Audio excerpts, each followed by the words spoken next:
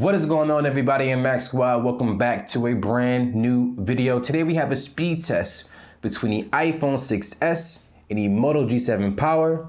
Stay tuned. What the?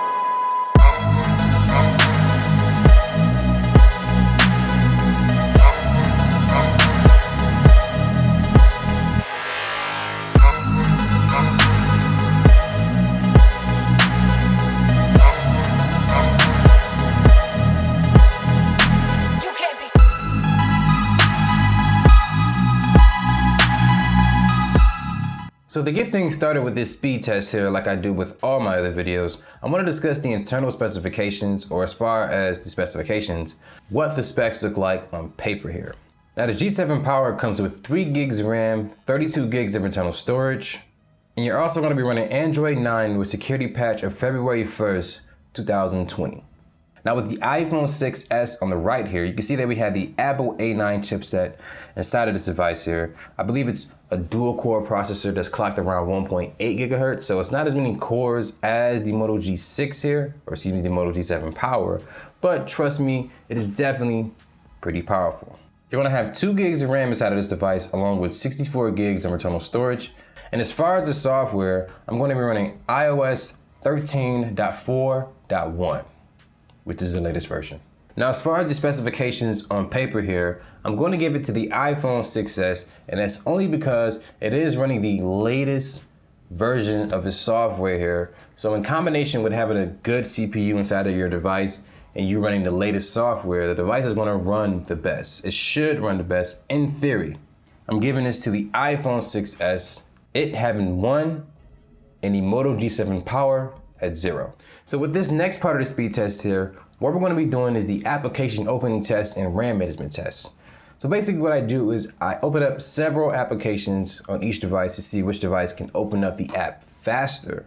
And then afterwards, I test the RAM on each device to see which one holds it better in the background. And then I determine a winner based on those results. So the first application we're going to open up here is the respective App Store and Play Store on each device.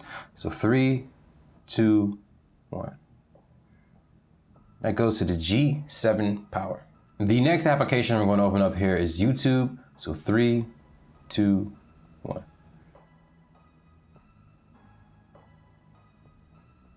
That goes to the G7 Power.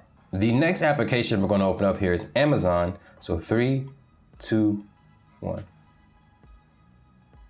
That goes to the iPhone 6s. The next application we're going to open up here is Instagram. So 3, 2, 1. That goes to the iPhone 6s. And the next application we're going to open up is Twitter. So 3, 2, 1. That goes to the iPhone 6s. And the next application we're going to open up is Reddit. So 3, 2, 1. That goes to the iPhone 6s. And the last application we're going to open up here is Spotify. So 3, 2, 1. And that goes to the iPhone 6s. So as you saw there, the Moto G7 Power started off pretty strong by opening up the first 2 applications faster than the iPhone 6s, but turns out the iPhone 6s ended up coming back and opening up the rest of them faster. So clearly it won that part of the speed test there, but let's go ahead and test the RAM. And I'm curious to see how the G7 Power does here.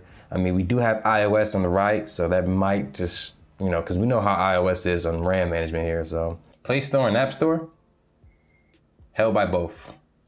YouTube, held by the 6s. Amazon, held by both. Instagram, held by both. Twitter, held by both. Reddit, held by both. And Spotify, held by both.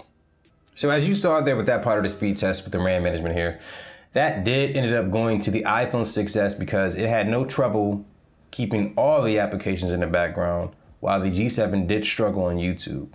So being that the applications will open up faster on the 6s and the RAM management was a bit better on the 6s, it has to go to the 6s.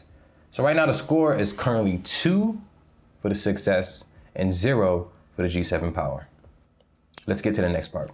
So with this next part of the speed test here, what we're going to discuss are the Geekbench numbers and the Aututu benchmark numbers. So as you can see with the G7 Power on the left side there, we got a single core score of 1,265 and the multi-core score of 4,502.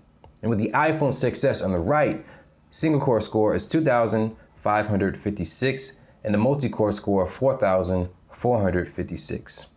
So on the single core performance, you can see that the iPhone 6s clearly takes this W here, but on the multi-core performance, you can see that the Moto G7 Power take that there. So because the category, the opposite of the other, I'm gonna have to call that a tie. Let's go ahead and pull up the Aututu benchmarks. Now with the Aututu benchmarks here, you can see that there's another difference as well. G7 Power has a score of 121,148, and the 6S has a score of 172,498. So definitely a significant difference there, more than a 50,000 point difference in between the two. So with that being said, unfortunately it has to go to the 6S, with it now having a score of 3 and the G7 Power having a score of 0. So in a real world test, 3 out of 5 categories, you automatically win that test there. But for the sake of entertainment, we're gonna keep going and see which one can come out on top. So with this next part of the speed test here, what I'm gonna be doing is installing 3 applications from each respective app store and Play Store here to see which device can install the applications faster. Now, of course, it's not the most fair test in the world, but it is cool to see. As you can see right now, I have Robinhood put up on both phones. And by the way, to give you a heads up, whatever device installs 2 of the 3 applications faster than the other automatically wins as part of the test. So without any further ado, let's get this started in 3, 2, 1.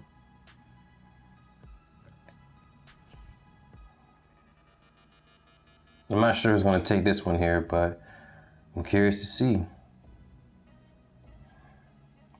G7 Power is struggling at the moment. Okay, now it's installing, and the iPhone is right behind it. And the 6S has taken the W. So the next application we're going to install here is Sling TV. Let's get that started in 3, 2, 1. All right, let's see who gets this one here. The Moto G7 Power has gotten off to a great start. As long as it can install immediately and it doesn't lag, it should be okay. Oh, looks like the iPhone is right there and it's almost, when it gets right there, it's usually installing. And that goes to the iPhone 6S here. So with that part of the speed test there, you can see that the iPhone 6S installed 2 of those applications that I planned on installing on each device faster than the G7 Power. So as per rules, this W goes to the iPhone 6S, with it now having a score of 4 and the G7 Power having a score of 0. So let's get to the last part of the speed test here to see exactly if the 6S can shut up the G7 Power. Let's find out. So with this last part of the speed test here, what I'm going to do is simply turn on each device to see which one powers on faster. Now, I will usually do a restart test to see which device can turn off and turn back on faster. But because you don't have a restart button here on the iPhone, you can't do it that way. So let's go ahead and get this started. Power button, power button. So in 3, 2, 1. All right, see which device powers on first. I'm gonna put money on the iPhone here to see what happens.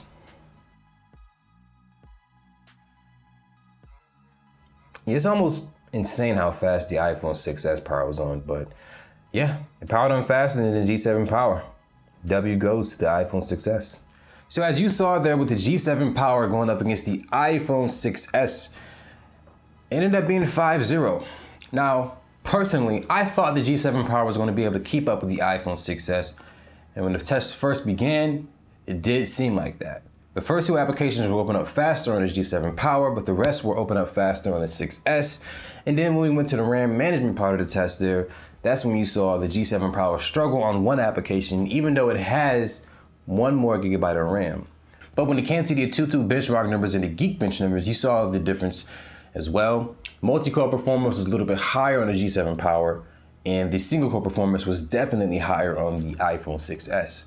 But when it came to the application install test, that's when you saw the difference there. The iPhone 6s and the G7 Power were both installing the same application at the same time. Now don't get me wrong, I do know the G7 Power is a much bigger phone, so the application is going to be a little bit bigger. It's a lot more screen to fill up. All that stuff does matter. But for the sake of entertainment, you saw what the iPhone 6s did to the G7 Power, especially in that last part of the speed test there. When I actually powered the device on, it took probably half the time it took for the G7 Power to cut on. So yes, I'm disappointed myself, but facts are facts. The iPhone 6s is still a powerhouse in 2020. And if you're considering getting in over the G7 Power, you got a couple other things to factor in as far as battery size, USB Type-C, things like that. But overall performance, this thing's a beast, man. It's still a beast. But let me know in the comment section below, did you think the G7 Power was going to be able to take the W from the iPhone 6s? I thought so at first, but I was proven wrong. Please be sure to subscribe to the channel if you like videos like this. Also like this video. That does help the channel grow and it gets the video out to more people. But the thing I need the most is for you to share this video with your friends and family and let them know that not all Android cameras suck. It is just not true. But until then, my name is Max Rock. Thank you for watching this video. Have a good day, y'all. Deuces.